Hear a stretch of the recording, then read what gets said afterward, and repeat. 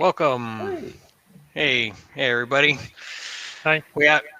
We have our first show for February with our special guest Stefan, who's been on here before, not too long ago, to talk about Rest Easy Reactive in depth. This time he has an excellent new topic to talk about.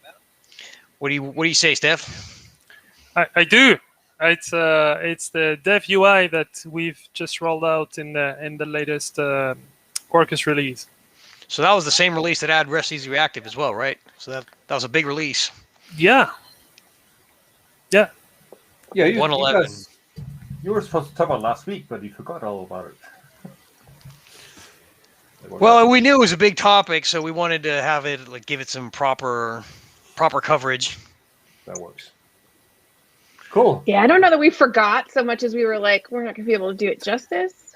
So, so we better have the right person to do it. That's right. And now we do. Right So anyway, Steph, what is Dev UI? So the Dev UI is a new page that comes with the when you start Quarkus in dev mode, you get the new page, which gives you a number of things. Should I start showing it? It's probably going to be easier if I start showing it, right? Yeah, probably best. And while you're starting it up, just to be everyone who's listening in, feel free to ask questions. We will relay them to Steph or whoever can do it best. All right. So I have a Quarkus application here. I don't need to do anything to get the Dev UI for free. So here I have my Quarkus application. So you started it in dev mode, right? Yes, I started in dev mode though.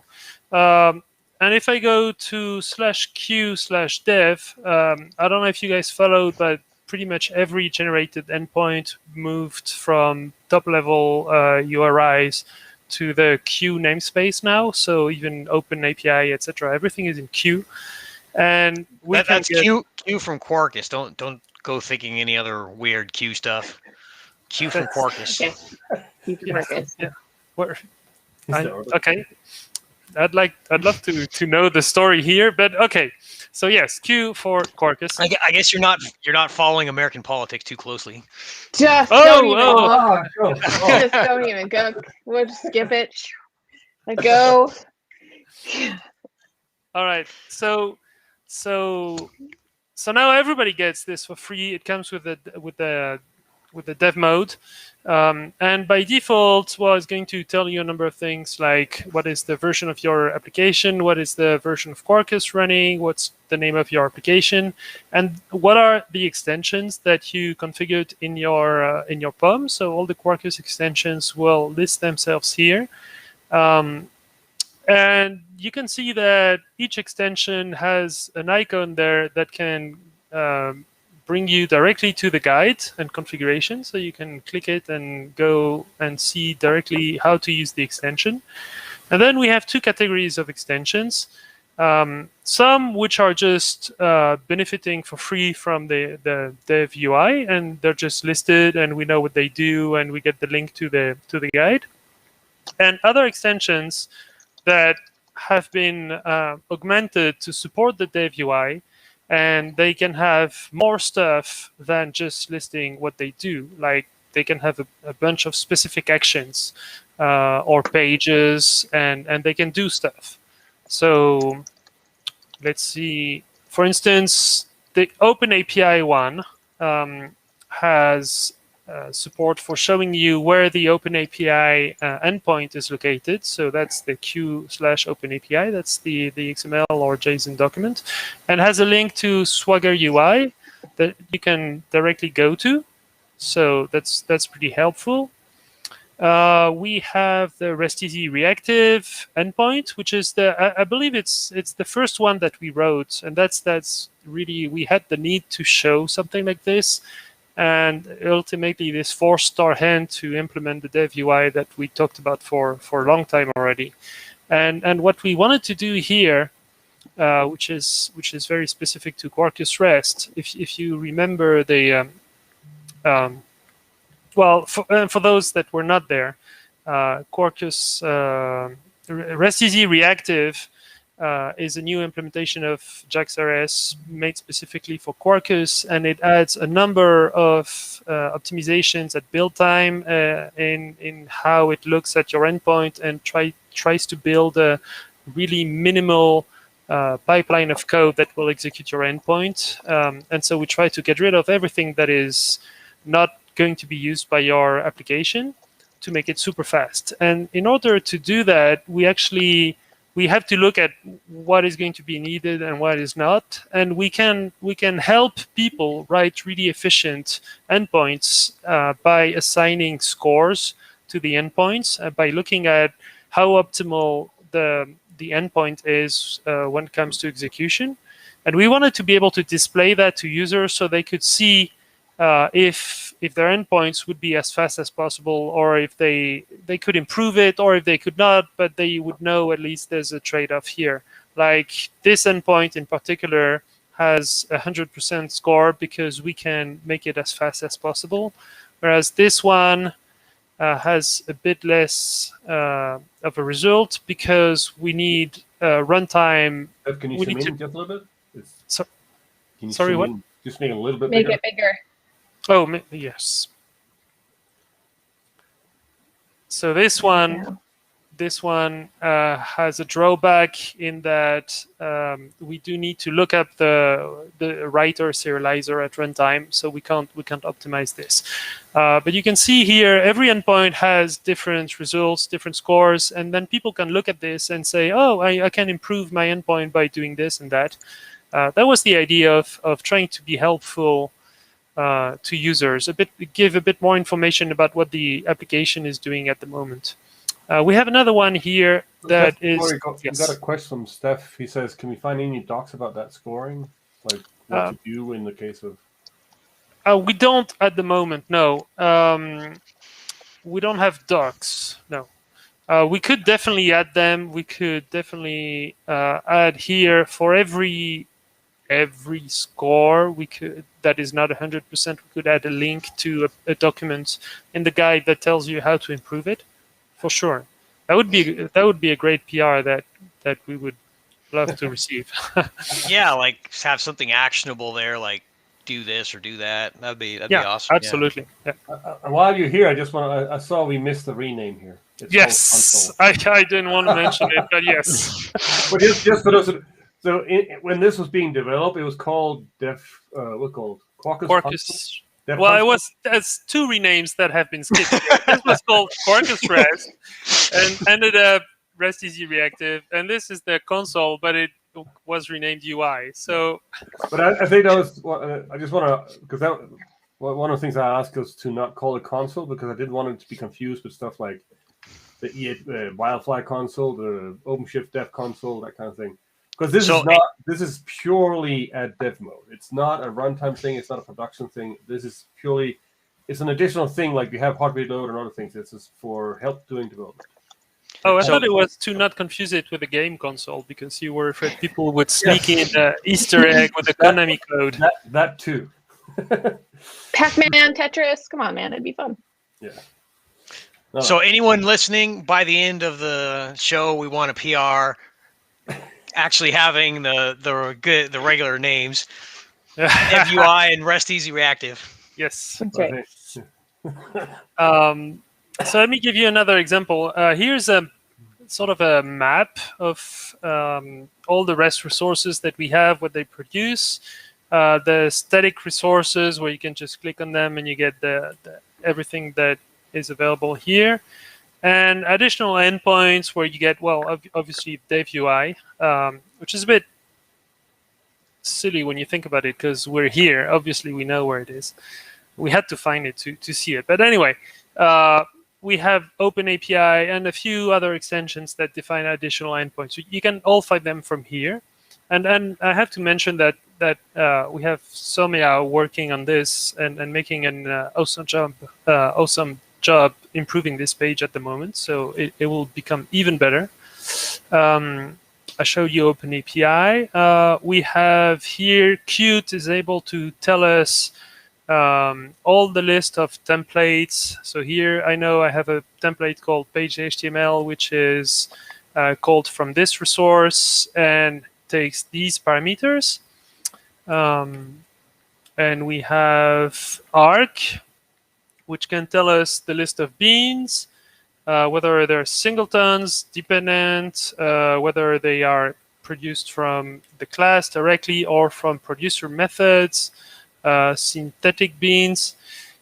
Ideally, I want this to also be able to be clickable, and I would click this, and it would open the class or method in question in my IDE, except we didn't get there yet. But that'd be sick. I would really love that. I have a Google Summer code that did that, so we can integrate that. So that's good. Oh, yeah.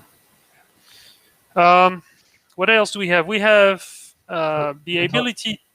Oh, Sorry, go ahead. Antonio has the questions. You can still have the dev UI in prod. And I said, no. No, you can't. No, that's that's a pretty wide open door on your application. Oh, it's way too wide. Yeah. Way too wide. So, Antonio, I think it would be interesting to know which bits you would want to see. Like, I can see how this would be appealing from a diagnostics perspective if something's going wrong, but I can't imagine it being on all the time. I mean, this is seriously low level stuff. So it's, I don't know. I would want to know what you would want to see in a production environment where you want things way more locked down. There are three good reasons why we don't have it, just for people to understand it. So one is the security aspect of this. This is literally, you can go, you can end up doing things here that definitely don't want to have exposed. Of course, you can hide that behind some authentication, etc. But two, then there's also the build. Like, we are using stuff here that, as far as I understand, will be, will make your runtime production images heavier than it should be. Well, if you opted into that, you opted into that. They actually disappear. Those things don't exist at runtime. But what I'm saying is that they're not even there. That's like, you can't enable it because it's not there. Yeah. But the reason why it's not there is to keep it down. And then thirdly, it's just if you want to do like administration and like a traditional console, our sense is then you use your container environment to monitor, not Quarkus. Okay. So he wants to see the entire list of properties as a read-only mode. And it, like, to me, Antonio, I would, if I were going to do that as some kind of a property, it would be like, let me set up, this is how I would do it, you guys. You can tell me how confused I am. But like, I would have something that would create a file in the image that would, it would write that one file that says, here's all the properties it's using. That's how I would get there. I would not get there with a console. The configuration, you mean? That's what Antonio is saying. What he would like to see via this like why he would want to see this console. That's what I wanted. That's what I was asking. Like, what is it that you want to see at runtime? Why would you want this? And he wants to be able to see like the properties. Even the configuration. I don't think you want to show the configuration. That's So that it still could be has security. Yeah, absolutely. There could be passwords in there. So. But that's again, it's the same. Like, we have some parts that can be enabled in production, like the Open API and what's the other one? We had one other thing, and you could see some of these things be relevant in there, but that will be case by case instead of having it open. Yeah. So, to mitigate this, we have a remote dev mode, which would, I guess, allow you to access the dev console on a remote system. But that's not. But it would still be dev mode. Production. Yeah. Right. Yes, that's dev mode. Yes. But it's sort of in between. And someone saying this is return of JMX console, and this is exactly what it's not. It looks like it, but it's not. No, yeah, it's absolutely not JMX. Yeah, if you want JMX, you can have JMX. There's a lot of interfaces for JMX. This is not. This is not that.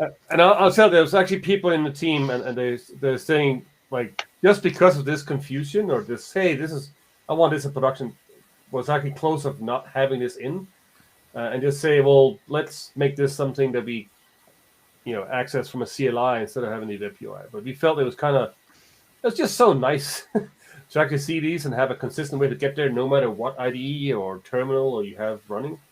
But yeah, we are very hard resistant. This is dev mode only, not production. Well, Yeah. that's another thing in Quarkus. Basically, there's always been this hard gap between dev mode and prod mode, right? There's just things that you always want as a developer and you never want, or like almost never want in production. And yeah, this is one of them. Yeah, it's called Dev UI. It's just a UI to help you develop your application. It's not about managing running applications. Yeah. So I can see Antonio's. He's just looking for. Is there a way for me to verify when production is up?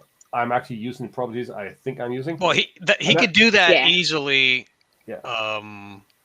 Like with some very few lines of custom code, he could do that. Like dump it to his console. Like once the application starts, if he wants that, he could ping me and I'll give him some pointers. But yeah.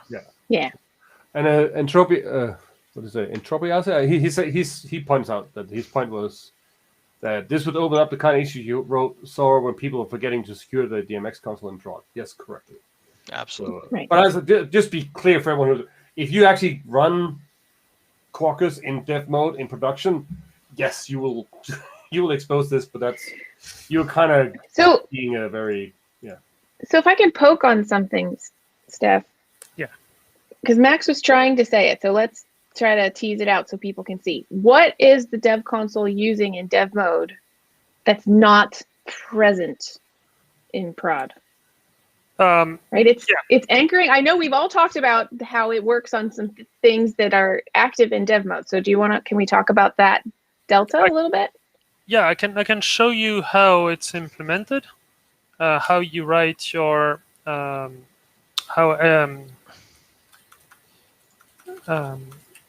how extensions contribute to the dev mode, and from there you can see what's happening. So here is, for instance, the REST-easy reactive deployment, the REST-easy reactive extension. And in Quarkus we have a runtime and a build time component. So this is the build time module that is deployment. And we have, I'm not sure if this is big enough, but I'm not sure I can zoom in this. No, I can only zoom in the big window. We have a set of resources, and by convention, if you're in an extension, you can define a resources folder, which is called dev templates, in which you can put a number of templates that are Qt templates that are going to be contributing to dev console.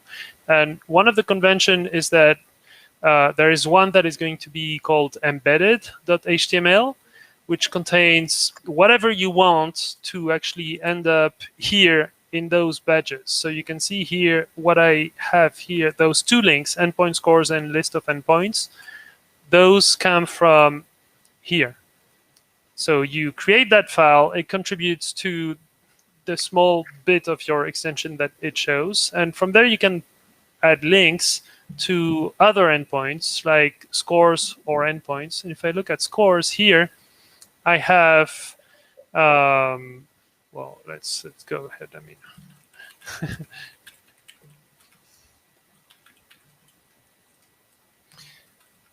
scores. I have here a template, a Qt template, where I inherit the theme of all the other endpoints. Let me show you what the theme is. Here it's this top bar. You can see everyone has the same theme and the Bootstrap theme. And then you define the title and then the body of your endpoint. And there you can do Qt and iterate a number of things. What you get is something that is rendered by the Quarkus dev component. So all this is using the Qt machinery and Vertex underneath. But I mean, everything is always using Vertex on Quarkus. But the Qt rendering is something that is only contributed by the dev mode. So in production, you will not have any dependencies on Qt. This is really trying to make sure that your runtime code, your production code, will not have extra dependencies that you're not using. Right, and I think when when this template is rendered, is it using information that the deployment mode has Right. that wouldn't be present? Mhm. That's what I'm trying to say. So like when you're rendering the CDI beans, are you using information that like the build time indexes that Right. Quarkus So is maintaining, which aren't present then when you bake the production image? we Am I have asking that well? two different sources of information for this. You can, if you look at how, so if we go back to this thing, you can see we have a namespace here called info, which is where all the build time participants to the dev UI will push stuff that can go to templates. And here we're accessing endpoint scores. If you look at the build time steps that actually give us this, we have one here, which is collect scores, which gives us the endpoint scores. And the type of this is a runtime template info build item, because this is something that we only obtain at build time. But we also have a different sort of build item, which is this one, which is only available at build time. So this is runtime and this is build time. There are two ways to push data to those templates. And depending on when you collect them and when they are available, some things are available at build time, some things are available at runtime, then you can just push them. They're slightly different, but they feel mostly the same. We got a bunch of questions on this. Yeah. You want to add them in? Okay, so yeah, the first one is, does the dev console have performance impact? On the dev mode, it's possible that. Well, But I really doubt it. I don't Yeah, know exactly how. well, yeah, probably a tiny bit, but you're in dev mode anyway, so Yeah, you're not going to be doing performance tests on dev mode. right. And at Right. runtime, it's gone.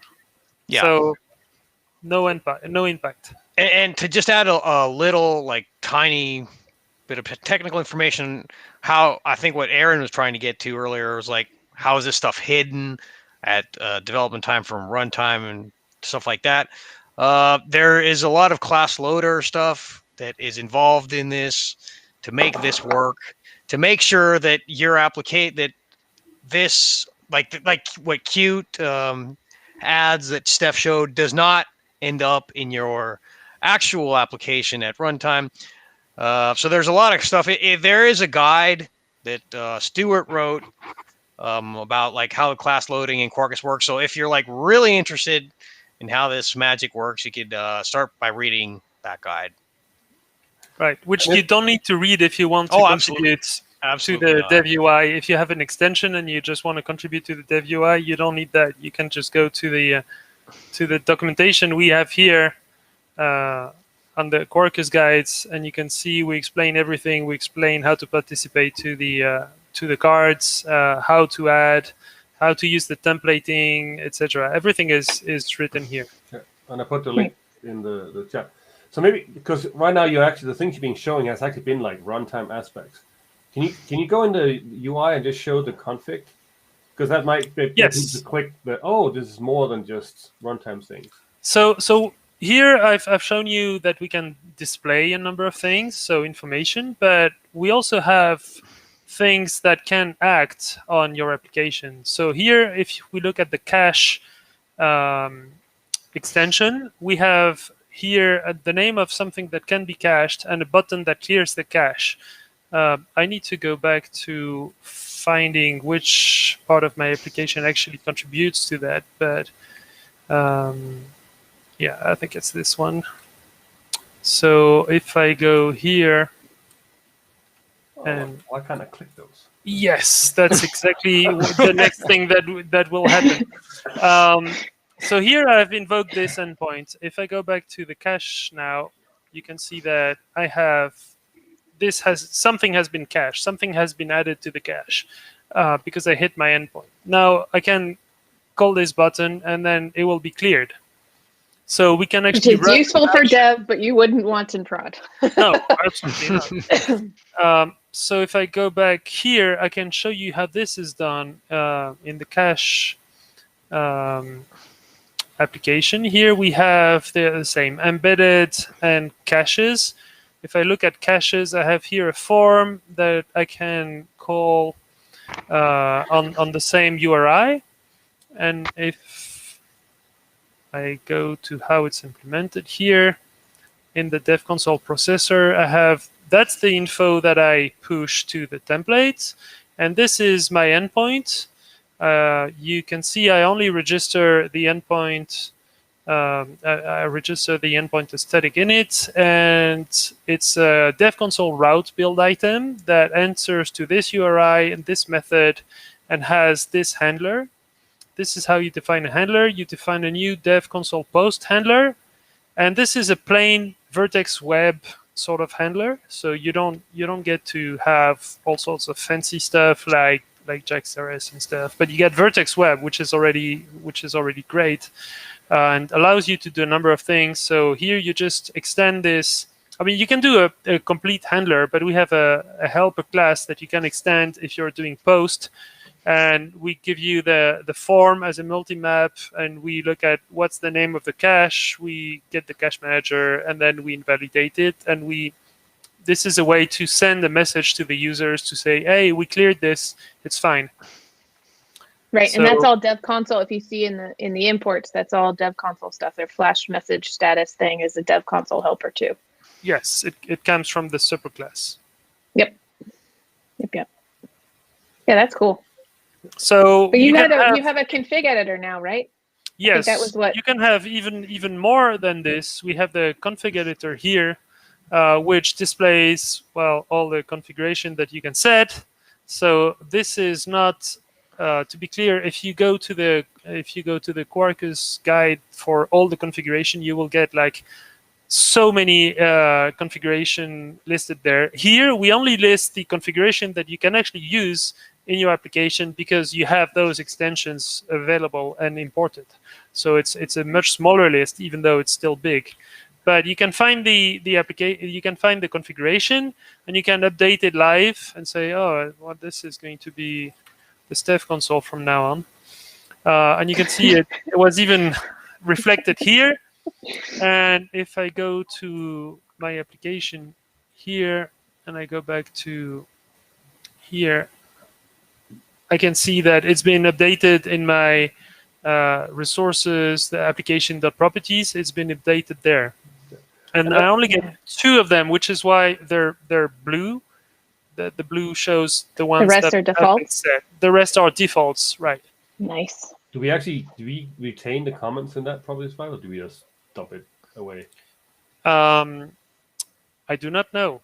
Do we what? Well, that's a good question. I'll say here. So the point of what the dev mode, like the real power of this console, is because it's different, right? Not so it's like UI. Is that it's dev mode. It's like a mix between your IDE, what your IDE would do, or your terminal, or it's not production stuff, right? So that's my point was here to show we are actually now here editing the source files. It's not the runtime we have an image into here. And things we've talked about adding is stuff like, hey, yeah, set the link to the IDE. You don't have an OpenShift here, but we have OpenShift or Kubernetes running. We can actually go and link to your whatever OpenShift build or config or logs that are running. We have here. Yeah, you even get a button to build your.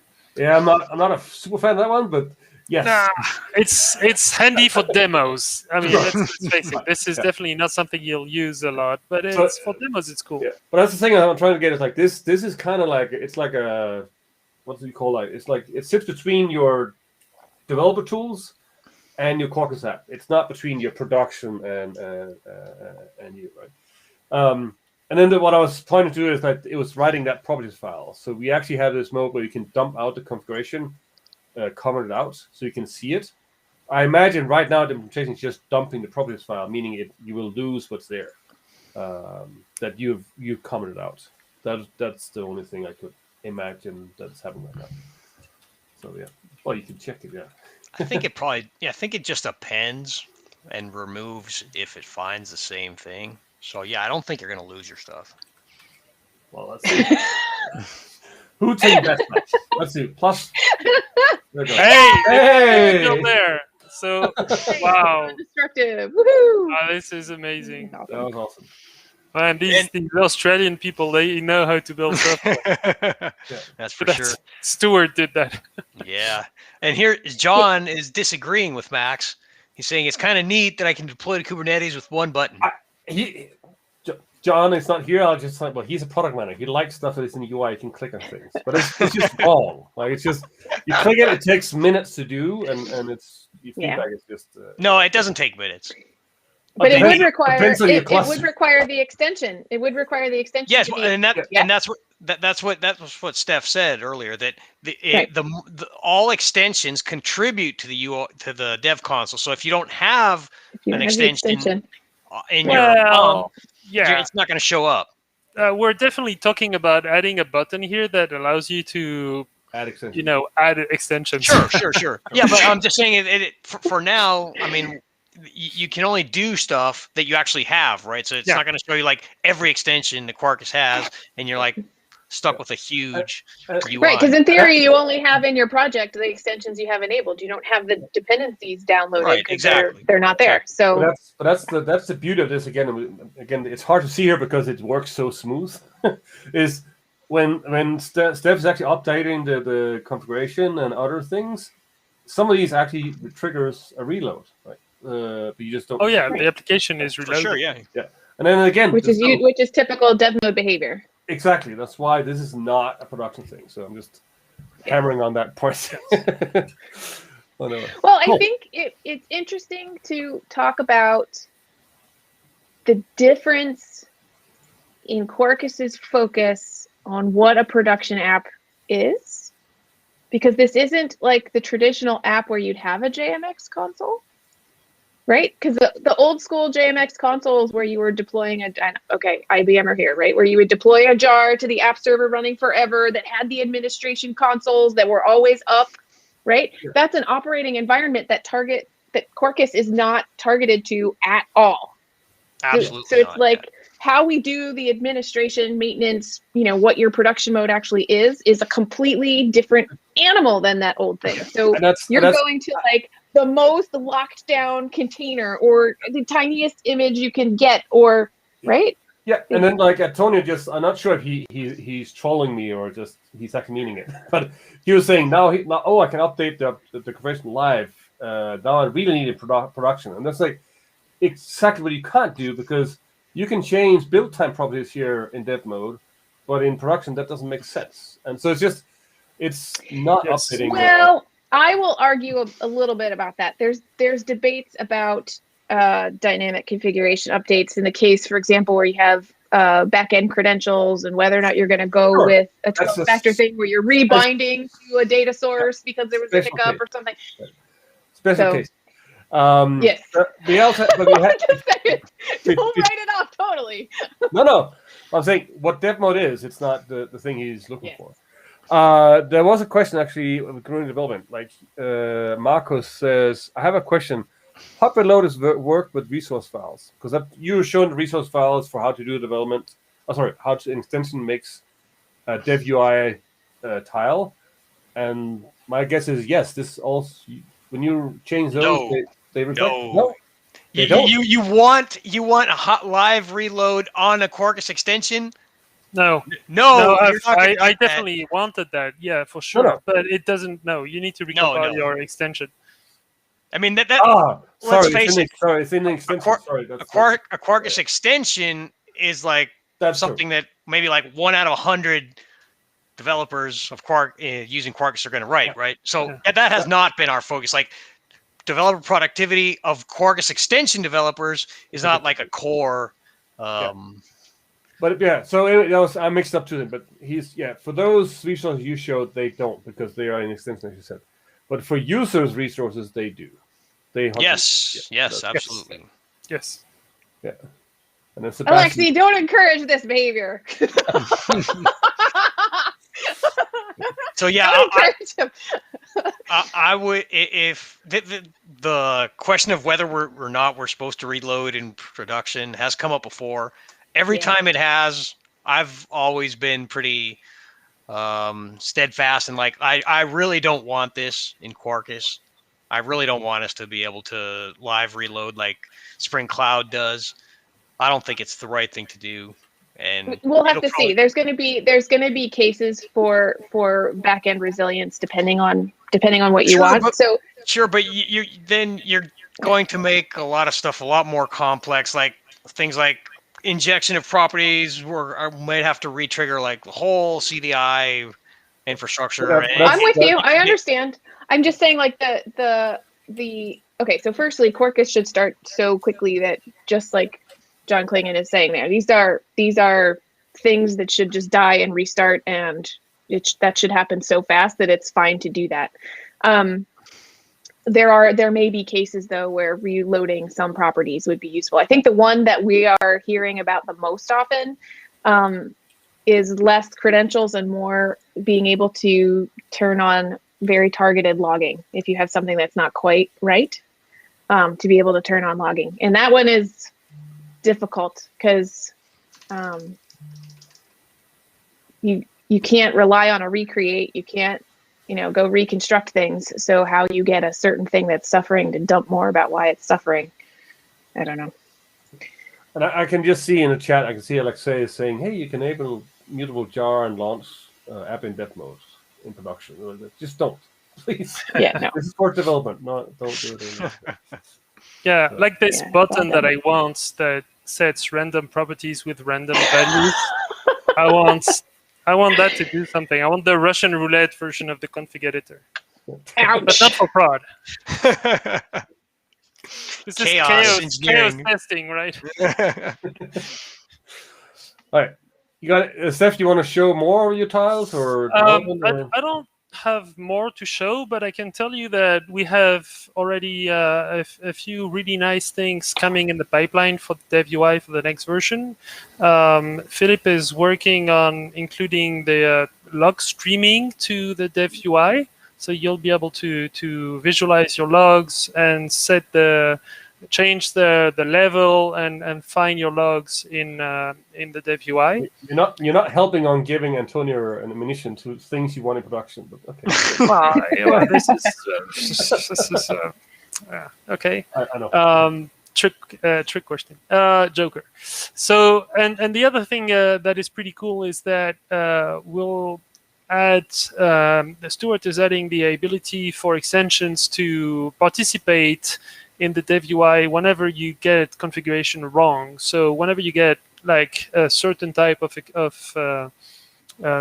build time exception because configuration could not be used properly, you can directly go to the config editor and change that setting and get help as to how to fix it. So we're trying to make it even easier to, like, suppose you cannot connect to the database, well, it will land you directly to the config editor that allows you to fix this and tell you this is the setting you need to fix. But the cool thing about that one, this is one I've talked to Stu about for a while. It'd be awesome. Again, this is the dev mode feature of Quarkus that people don't realize until they try a few times, is besides just being able to, hey, go into config editor and say, here's the Hibernate properties or the data sort properties for missing connection, you could also have an exception in a file where we might even know what's going on and do the fix for you.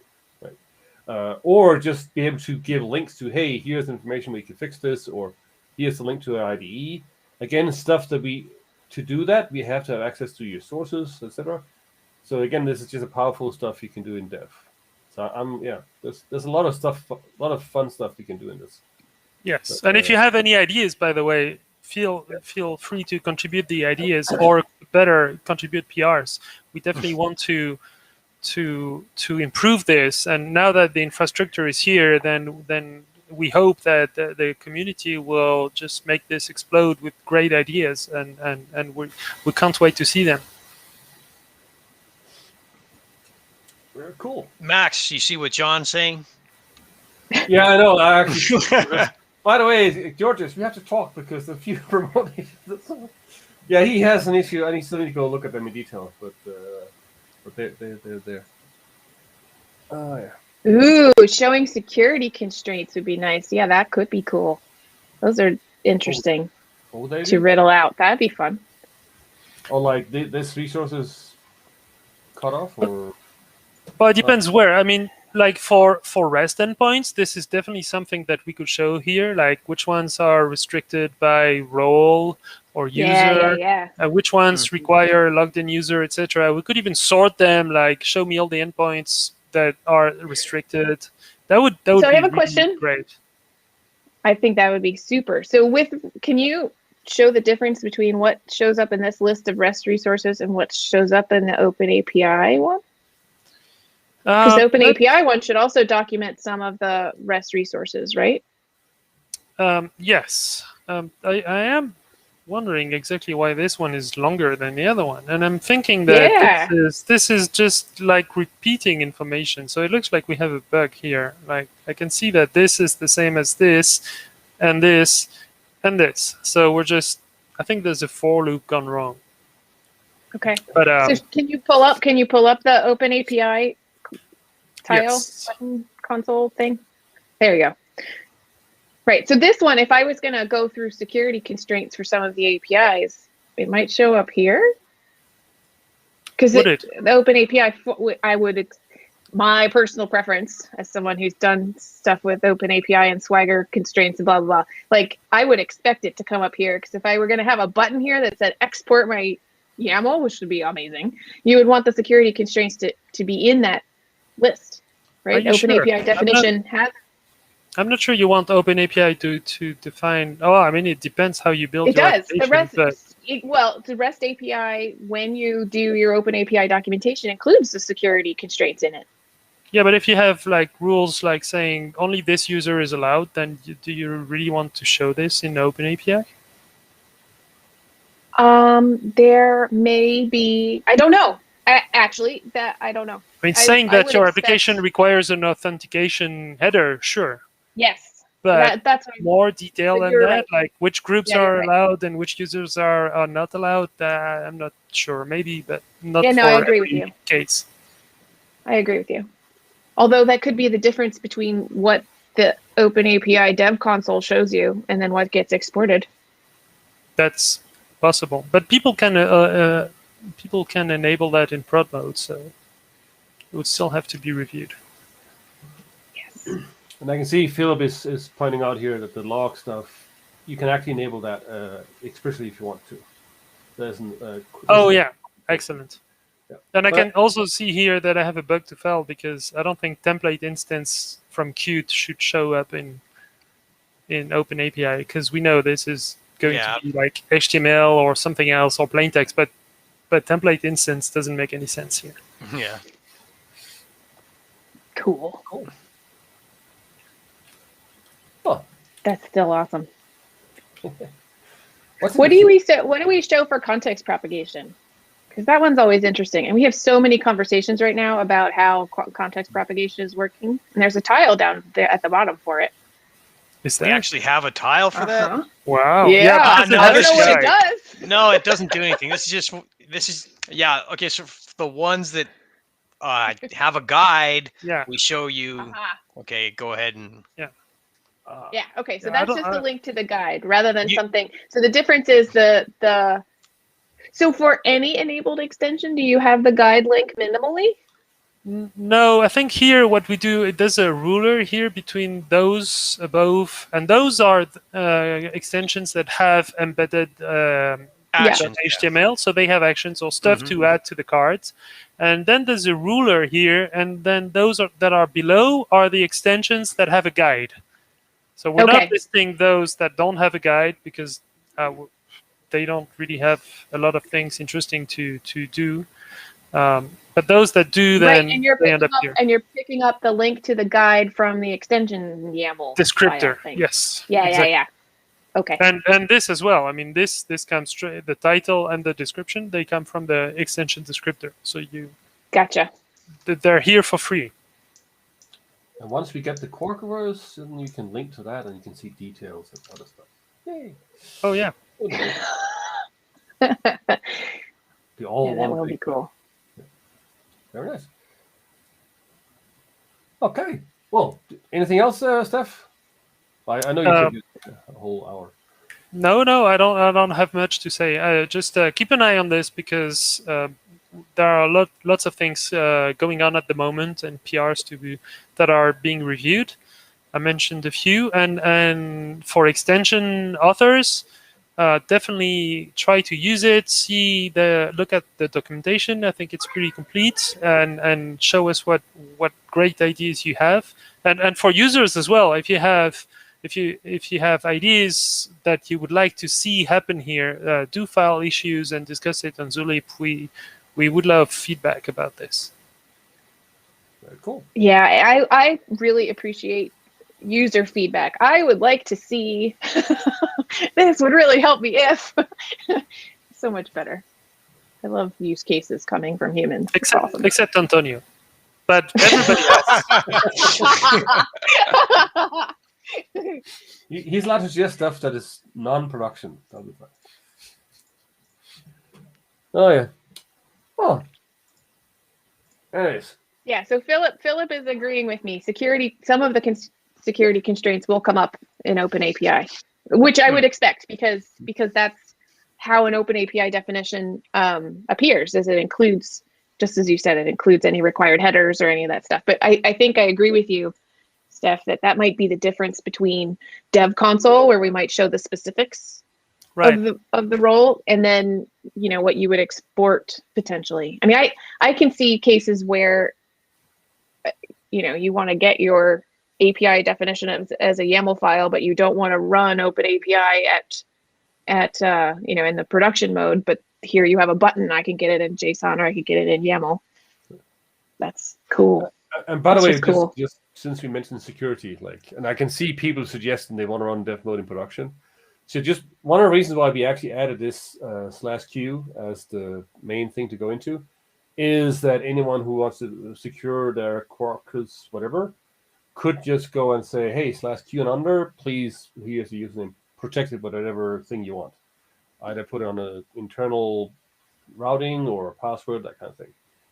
Yes, and as of 1.11, health and metrics are also they're under /Q, but we have a redirect so that the normal /health and /metrics that were there previously still work, but those endpoints have also moved under /Q. Yep. Cool. Awesome. Did we actually make the one where you can actually separate on two different interfaces, or was that? No, I don't think we. No, that's not. I don't think that's there yet. Yeah. Okay. Cool. But anyway, people seem to have gone quiet, and we are kind of end of the show. Do you guys have anything to add?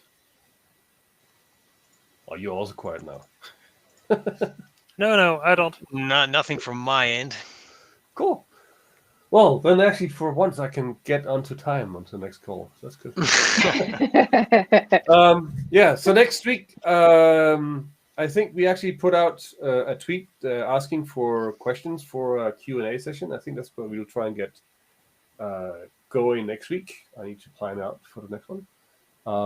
So anyone who on here, if you're on Twitter or on Facebook or whatever, or on the YouTube channel, if you have a question you would like us to go a bit deeper on next week, then please put the hashtag Quarkus Insights. Then we'll pick it up as a Q&A session next week. I think it's our plan right now. So yeah, and someone loves your beard, by the way. Oh, it's Antonio. See, I told you, no more questions by Antonio.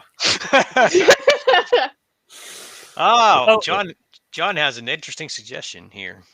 Since we did talk about a lot about development, extension development. Well, we actually had one like a long time ago in the before pandemics. But we should. Things have evolved quite a bit since then, I think. Yeah, but that's true. I'd like to point out that I've forgotten. I didn't show all the Dev UI, all the extensions that support Dev UI, and I forgot a few, like the list of scheduler tasks. The SmallRye GraphQL and SmallRye Health also support it. So do check it out. We have a good number of them that support it. Cool. Okay. Well, anyway, have a good day, and thank you, Steph, and thank you, Aaron, and thanks everyone for joining. Thanks, everybody. Thank you. Next week.